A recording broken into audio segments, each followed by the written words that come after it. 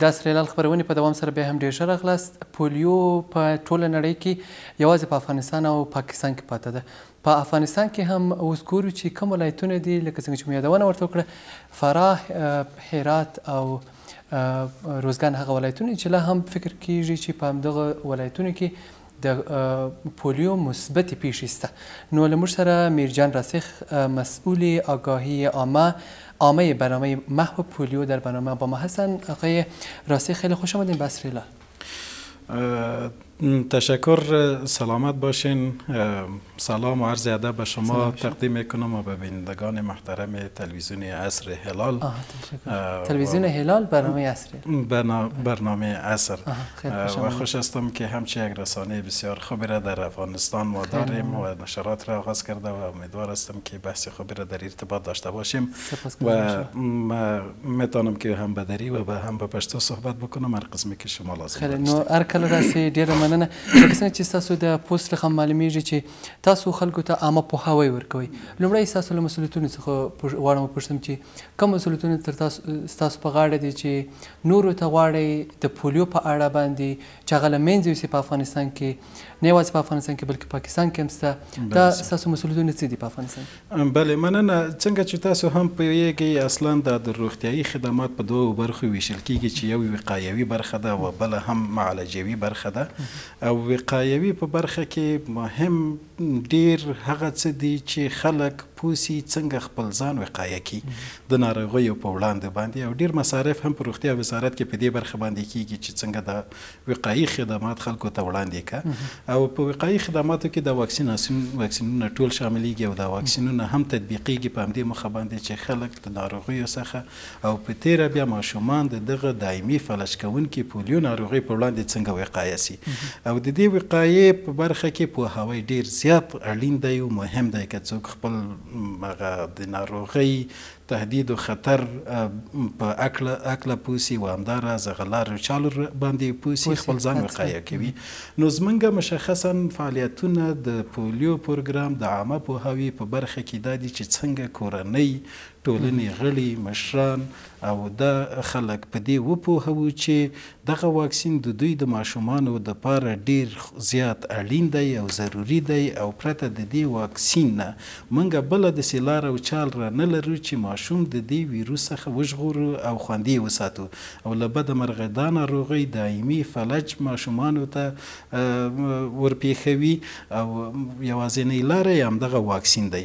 او دا فعالیتونه چې بیا کوم موږ په مخه بیایو د ستاسو د رسنیو په مټ باندې دا ډېره مؤثره موږ ته تمامه سوې ده. کومې سرویګانې چې سوي دي چې موږ د خلکو نه پوښتې دي تاسې دغه واکسین په اهمیت له کومو لارو پوهې سوي یاستئ، هغوی رسنۍ موږ ته په کته کړي دي چې یا د تلویزیون یا د رادیو لخوا دا خبر یا دا موضوع موږ اورېدلی ده. دوم قدم کې موږ ته خپل روغتیایي کارکوونکي ډاکټر صاحبان د طبي ټولنې غړي دوی ډیر موږ ته مؤثره تمامیږي. کله چې یو مریض، یو ماشوم یو ډاکټر ته ځي ولو که د نورو ناروغیو درملنې په خاطر ځي، هغه ډاکټر که ورته وایي چې تاسې خپل ماشوم ته واکسین کړی، واکسین یې اخیستی، دا خبره هم کورنیو ته ډیره اغېزمنه تمامیږي. او همداراز د ټولنې مخورې مشران او په تیره بیا دیني علما، ځکه چې زموږ او ستاسې یو اسلامي ټولنه ده.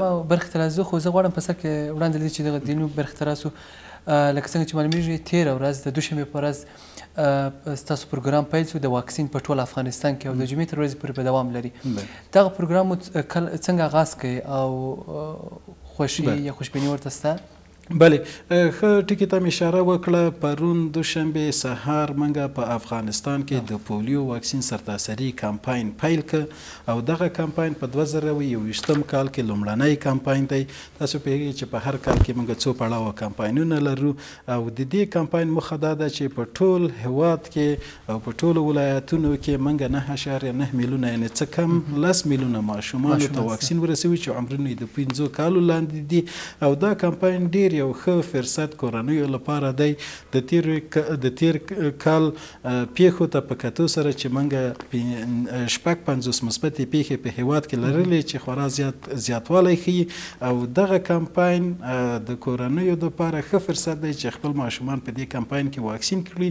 خدای نخواسته هغه کومه تشه خلا چې د تیرو کلونو را په دې خوا رامنځته سوې ده د ماشومانو په نس د پولیو په وړاندې چې د هغوی معافیت ټیټ پاتې دی هغه خلا ډکه سي او که دا خلا یا دا تشه په ځای پاتې کېږي بیا اندېښنه دې ته شته چې په روان زیږدیز کال کې د پولیو پیښې شمېر به هم پیښو کې به زیاتوالی راسي. ډاکټر صاحب لکه څنګه چې معلومیږي لکه څنګه تاسو هم اشاره ورته وکړه کوم ولایتونه ستاسو تر پوښښ لاندې دي د اوس لپاره؟ دغه کمپاین خو په ټول هیواد کې دی. هغه تهدید یا خطر ته په کتو سره موږ دغه کمپاینونه هم د پولیو په دوو برخو ویشلي دي. یو کمپاینونه دي چې په ټول هیواد کې دي په ټول هیواد کې ستونزه نشته. په کومو لویو ښارونو کې هغو سیمو کې چې ننګونې ستونزې نشته دي هغلته څه د ماشومانو بدن معافیت هم لوړ سوی دی هغلته 4 پړاوه کمپاین ورته کفایت کوي. اما هغه سیمې چې ګواښ او خطر ډیر دی د پولیو له درکه او هلته د پولیو ویروس سرایت زیات دی او ماشومانو خوارزواکي و نور ستونزې یا بدن معافیت ټیټ دی هلته اړتیا ده چې ماشومان په یو کال کې حتی تر 10 واره هم باید واکسین واخلي په یو کال کې چې هغه زیاتره جنوبي حوزه ده. په دې جنوبي حوزه کې موږ د تیرو څو کلونو را په دې خوا د پولیو مثبتې پیښې هم لرلې او هغې حوزه کې ماشومان به د واکسین څخه هم بې برخې پاتې کېدل د ځینو لاملونو له وجه او هلته له بده مرغه د فقر د محرومیت د نورو رفاهي خدماتو د نشتوالي له وجې نه د لږې د وجې نه ماشومانو معافیتي بدن ډیر کمزوری دی. حتی هلته خوارزواکۍ ستونزه شته هلته د ماشومانو په نسبت اسهالات شته هلته په حساب د حفظ صحي مراعاتول داسې معیاري شکل باندې شتون نه لري. نو دا لاملونه دي چې هغه ماشومان زیاتره د پولیو د اخته کېدو د خطر سره مخ دي. نو هلته اړتیا ده چې څومره واکسین ورته زیات ورته کیږي هغه ورته ګټه لري او نه تاوان. ځکه موږ داسې دغه په خپلو پیغامونو کې دا تل ویلي دي چې دا واکسین ورکړل لکه دا چې د یو دیوار په اعمار کې یا کور په اعمار جوړولو رغولو کې یوه خښته ږدي. یعنې هر څومره چې اخلي دا واکسین له نیکه مرغه کوم جانبي عوارض نه لري او که ورکوي همغومره معافیت لوړوي د ماشومانو د جانبي عوارضو په اړه خبره وکړه. ډېری ماشومان چې کله واکسین سي وروسته له واکسینه تر یوې مودې پورې مریض وي ناروغ وي دغه څنګه حالت دا په نورو واکسینو کې شته هغه روټین یا روزمره واکسینونو کې چې مثلا پر روغتیایي مراکزو کې کیږي اصلا هغه درملنه چې دوی هغه ناروغي یا تبه چې دوی احساسوي هلته په حقیقت کې د نورو واکسینو په نسبت باندې هغه موثریت د دې واکسین ښیي چې واکسین دغه ویروس په وړاندې باندې خپل کار کړی دی. ډېرې میندې پلونه به ویریږي دغه له څخه نه دې کې هېڅ کومه ستونزه نه ده. بیا که ډېر داسې تبه شدیده داسې یا که مثلا پراسټامول یا کوم بله درملنه ورته ورکړي چې هغه تبه هغه ډېره که ماشوم یا کس چې په دې باندې ځورېږي هغه سببي هغه چې ورته وایي عرضي درملنه چې ورته وایي هغه ورته وکړي کوم مشکل نه دی. اما د پولیو د واکسین په تیره بیا دغه خوراکي واکسین دوه ډوله واکسین موږ لرو یو زرقي دی او یو هم دغه خوراکي دی. دا خوراکي په ټوله نړۍ کې هم ارزانه او هم اسانه تطبیقیږي او هم ګټور تمامیږي.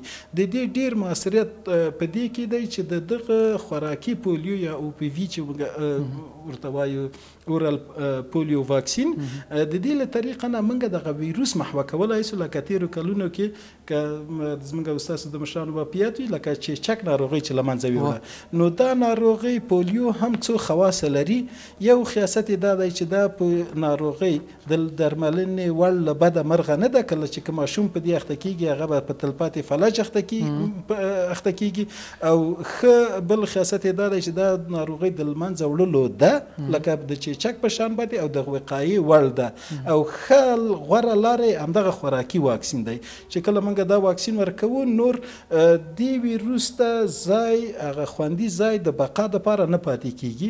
په چاپیریال کې دا ویروس په خپله له منځه ځي د ډېرې مودې دپاره ژوندی نه پاتې کېږي. اما یوازینی ځای د ده د بقا او د ده د سرایت او انتقال بقا لپاره هغه د انسان وجود دی چې انسان په وجود کې کله چې دا واکسین ویروس ځي هلته هم تکثر کوي او بیرته یې تراکیږي په محیط کې او همداراز د خپله دغه ماشوم د فلج سبب ګرځي د تل لپاره که کله چې موږ واکسین ورکړه هغه خلا د ده په معافیت د وجود کې رامنځته سه نور دا واکسین په خپله دا ویروس په خپله د ټولنې له منځه ځي. اوس ډاکټر صاحب په کوم ولایتونو کې لا هم د پولیو واکسین ویره شته چې ډېر وي یا ستاسو واکسین نه دی ورسېدلی؟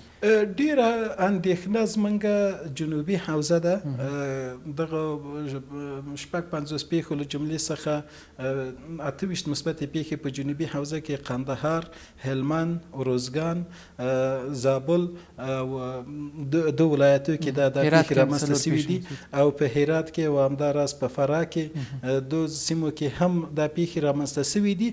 خو د دغو پیښو اصلي هغه منبع چې موږ ګورو بیا په جنوبي حوزه کې ده. البته په افغانستان کې که دا نورې پیښې نورو ولایتونو حوزو کې رامنځته شوي دي دغه ویروس هغه ژینیټیکي تړاو چې موږ ګورو ورته بیا ریښه لري په جنوبي حوزه کې، یعنې دا ویروس د جنوبي حوزې نه تللی دی نورو سیمو ته او هلته ماشوم فلج کړی دی او همداراز دغه یا دغه پیښو ژینیټیکي ریښه یا تړاو دا د پاکستان د پیښو سره تړاو لري.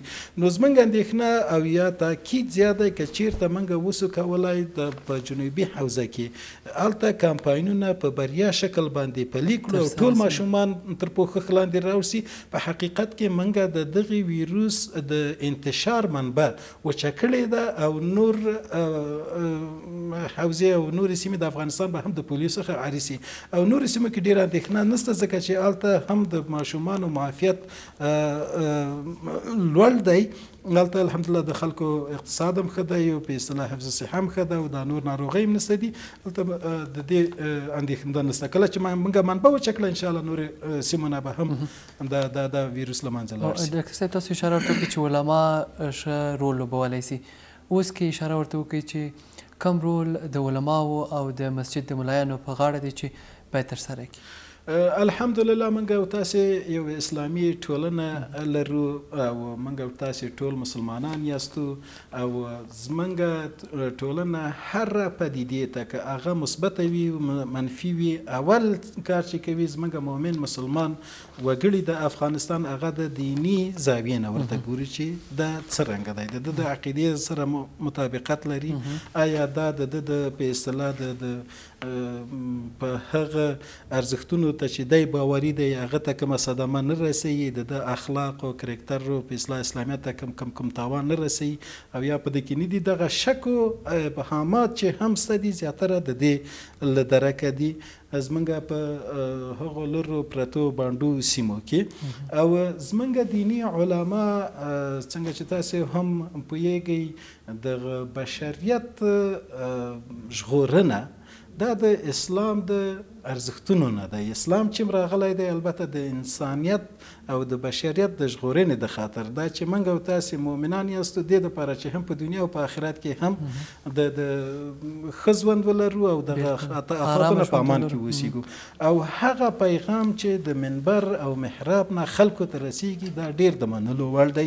موږ ډېر کنفرانسونه د دیني علماو سره د هېواد په کچه باندې او حتی د ولسوالیو ولایتونو په کچه دیني علما سره نیولي.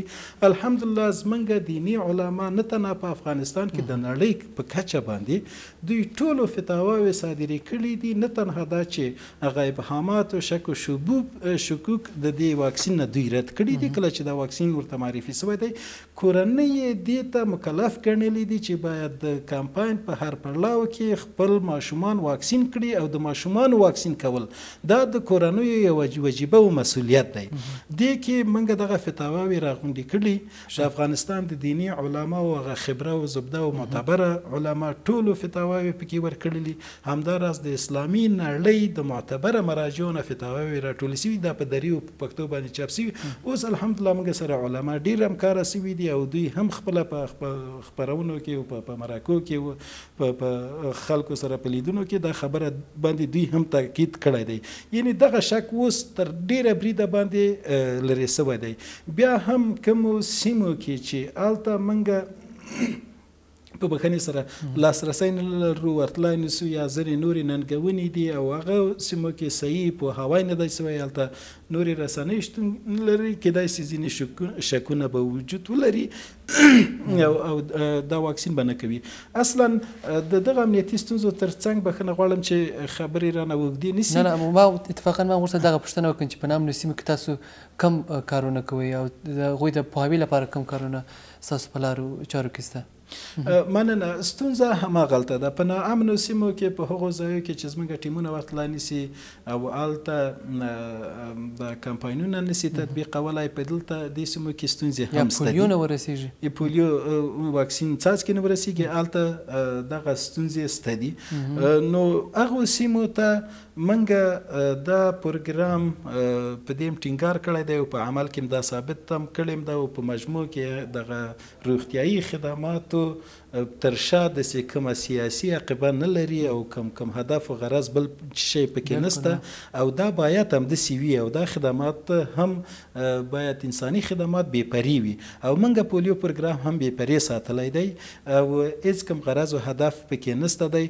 دلته اوس مهال په 2020 کې که څه هم دا هڅې پخوا هم روانې وي چې موږ د دغه فرصت چې د سولې خبرو رامنځته شوی دی په دوحه کې، موږ د ملګرو ملتونو ادارو د مشرانو نه هم غوښتنه وکړه چې د طالبانو د مشرانو د رهبرۍ سره هم خبره وکړه، خو چې دا کمپاینونه پلیسي خو راغلو د عامه پوهاوي په برخه کې واقعا په دو سیمو کې تر اوسه هم ننګونې شته، هلته نه رسنۍ شته. دلته دي هغو سیمو کې موږ ته دیني علماو ونډه او رول ډېر زیات خورا اړین دی او مهم دی. که دلته هم دا کار وسي او فعالیت وسي، که څه هم طالبانو په خپله د واکسین په مقابل کې که مخالفت و ممانعت نه دی ښودلی، دا د دوی په زمان په حاکمیت په دوره کې د کمپاینونه پلي سوي وو، دوی د دې پروګرام ملاتړي دي. تېره ورځ هم د طالبانو سیاسي دفتر ویان ډاکټر نعیم هم په خپل په ټویټ کې ویلي چې د دوی مشرانو په لیدنه کې د روغتیا نړیوال سازمان مشر او د یونیسف ادارې سره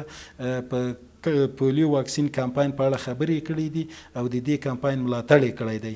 یعنې داسې فکر دی ونیسي چې د دیني اړخ نه خدای نخواسته طالبان د دې مخالفت لري. نو په دغو سیمو کې موږ ته د ټولنې مخور مشران په تېره بیا دیني علمانو نو ونډه او رول او همکاري خورا زیاته مهمه ده او دا خپراوی د معلومات د پولیو دا شیان هلته که وړاندې سي دا به هم ډېر ګټور وي. ډېره مننه. تاسو هم د عامه پوهاوي مسؤل هم یاست، نو ستاسو پیغام زموږ لیدونکو ته څه دی؟ مننه. مخکې له دې نه چې پیغام ته راسو، اصلا ډیر تمرکز باید په هغه محرومو طبقو باندې وسي چې له بده مرغه هلته هېڅ ډول خدمات نه دي سوي او همدغه پیښې هم په همغو محرومې سیمو څخه د پولیو رامنځته کیږي. موږ دوه پیغامه مشخصا لرو. یو د جګړې د ښکېلو خواوو ته پیغام دا دی چې دا پروګرام بېطرفه پروګرام دی او هدف او مخه یې دا ده چې ماشومان وژغوري، که دا ماشومان هر چا پورې تړاو لري، که دولت وسلوالو مخالفینو پورې تړاو لري او که د طالبانو یا د خپله دولت اراکینو پورې تړاو ولري، دا ماشومانو دپاره واکسین ورسیږي او د ښکېلو خوا نه هم زموږ غوښتنه دا ده چې زموږ واکسیناتورانو ټیمانو ته دا زمینه مساعده کړه چې هر ماشوم په هره سیمه کې چې وي باید واکسین سي. دویم پیغام هم دا دی په تېره بیا هغو کورنیو ته چې هلته زموږ ټیمونه نسي ورتلی د ناامنیو جنګ و جګړو له امله ماشومان نسي واکسینولی او هلته کورنۍ دي دا لطف وکړي چې دغه ماشومان روغتیایي مراکزو ته بوځي، کوم چې نږدې روغتیایي مراکز دي په هره کچه کې دی چې هغه کلینیک دی که هغه شفاخانه ده، هلته واکسین په وړیا توګه شتون لري، خپل ماشومان واکسین کړي د پولیو په وړاندې باندې او همداراز نور سیار ټیمونه هم د دوی په کلو باندونو په لارو کې چې دي هغوی ماشومان واکسین کړي. نو دا ډېره اړینه ده ځکه دغه ټولې هڅې چې راځي کله چې ټولنې ته او بیا دلته ضرب صفر کېږي دا ډېر خورا زیاته دردونه ده او دردونکې ده ځکه پایله یې هم د ماشومانو فلج کېدل دي. البته دا مصارف چې کېږي دلته د نړیوالې ټولنې احسان به هم په منګه باندې راباریږي چې موږ تاسو ته امکانات درکوم که کومک در سره کوو، بیا هم دا واکسین راغی ستاسې دروازې تر شا پورې ورسېده خو کورنۍ خپل ماشوم واکسین نه که او دا ټولې هڅې تر ضرب د صفر سوې او هلته ماشوم هم د واکسین څخه بې برخې پاتې سو، هغه هم د فلج سره مخ سي. کور ماباد ژوندي اوسئ. میرجان راسخ د عامه پوهاوي او د پولیو د له منځه وړلو مسؤل، کورما باید چې سره مننه ژوندي اوسي. نو تاسو هم هڅه وکړئ چې 2 څاڅکي خپل ماشومانو ته ورکړئ او د دوی ژوند د تل لپاره وژغورئ. نو موږ همکاران هم تللي وو د تندور جوړونې کوڅې ته په کابل کې، هغه سیمه چې ډېری کسان څوک چې په بهر کې اوسېږي دې کوڅې ته یا ورغلي دي یا د هغوی څخه خاطرې لري. نو زموږ همکاران که هڅه وکړي تاسو ته دغه ریپورټ اماده کړي او درته نشر کړي. نو زه په همدغه کلیپ باندې، په دغه ریپورټ باندې دمه اخلو، بیرته ژر راګرځو. عصر هلال هم دوام لري.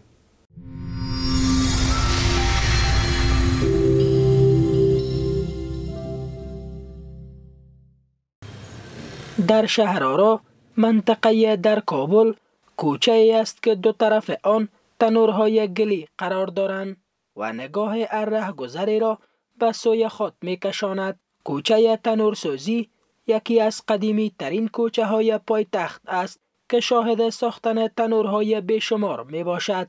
تنورسازان در منطقه شهرآرا کابل از نبود کار در این اواخر شکایت دارند. وضعیت بیکاری خب اوجش است. کدام کار خود نوست، یکی خود زنده بودن است، یکی زندگی کردن. اگر با زندگی کردن اگر بگویی در افغانستان هیچ گنجایش نداره. و زنده بودن خب همه خوب است که پیسه یک نان شب و روز برای که آدم زنده مونه.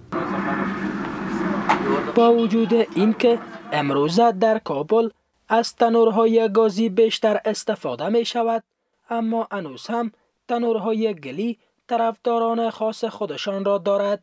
این تنورها در شکل و قیمت نیز متفاوت است. 6 پای 5 پای 5.5 پای با دیوالی که میشن یا دیوالی است، مثلا 18 پای 17 پای. تندورها دیگه از 500 چروس تا 10,000 20,000 این نامبایی ها میشه. به خاطر دانستن اینکه این تنورها به کدام اندازه مقاوم هستند و چند نوع نان می شود در آن پخته کرد، به نانوایی های در شهر کابل سر زدیم. 2 سال 2.5 سال 3 سال کار میکنه. اگر گلش صحیح پخته نشوه 1 سال 1.5 سال کار میکنه. گرده پخته میشه، کشکده پخته میشه، 4 کنج پخته میشه، هر نوع نانی که بخوایی در تندورها پخته میشه. با این همه قابل ذکر است که به گفته تنورسازان کشور با آمدن داشای نانپزی جدید در بازار، صنعت قدیمی تنورسازی جای خود را به این تکنولوژی تازه داده است و این صنعت قدیمی کشور که طرفداران زیاد خاص خود را داشت، اکنون آهسته آهسته در حال فراموشی و نابودی قرار دارد.